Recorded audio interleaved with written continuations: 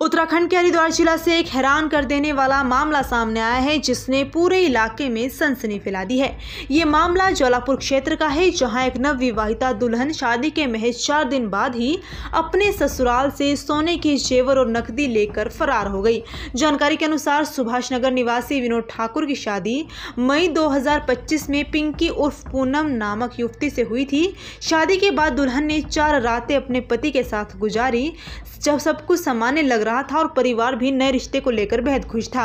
लेकिन चौथे दिन के बाद जब सुबह दुल्हा और उसके परिवार के लोग जागे तो उनके होश उड़ गए। कमरे में दुल्हन मौजूद नहीं थी और अलमारी से लाखों रुपए के गहने और नकदी भी गायब थी। दुल्हन के अचानक गायब होने और घर से कीमती सामान ले जाने पर दुल्हा विनोद ठाकुर ने तुरंत जौलापुर कोतवाली में शिकायत दर्ज कराई, लेकिन आरोप है कि पुलिस ने प्रारंभिक स्तर पर मामले को गंभीरता से नहीं लिया और शिकायत पर कार्रवाई करने से मना कर दिया। इसके बाद पीड़ित ने हार न मानते हुए अदालत का दरवाजा खटखटाया। अदालत के आदेश पर पुलिस को मजबूर होकर मुकदमा दर्ज करना पड़ा। जांच के दौरान ये खुलासा हुआ कि मामला केवल व्यक्तिगत धोखे का नहीं है, बल्कि एक संगठित गिरोह का हिस्सा है। बताया जा रहा है कि पिंकी उर्फ पूनम अकेली नहीं थी, बल्कि वह एक लुटेरी दुल्हन गैंग का हिस्सा है। इस गिरोह में ज्योति निवासी हिमाचल प्रदेश, संगीता निवासी देहरादून, सुमन निवासी हरियाणा और मन्नू नाम का शख्स भी शामिल बताया जा रहा है। पुलिस के अनुसार ये लोग पहले युवकों को शादी के नाम पर फंसाते हैं, रिश्तों के जरिए विश्वास जीतते हैं और फिर शादी के तुरंत बाद मौका पाकर जेवर और नकदी लेकर फरार हो जाते हैं।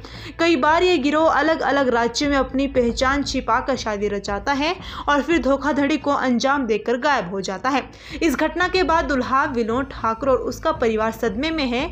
परिवार का कहना है कि उन्होंने रिश्ते पर भरोसा करके अपनी बहू को घर लाया था, लेकिन उसने महज 4 दिनों में उनका सब कुछ लूट लिया। वहीं गांव और आसपास के इलाके में यह मामला चर्चा का विषय बना हुआ है।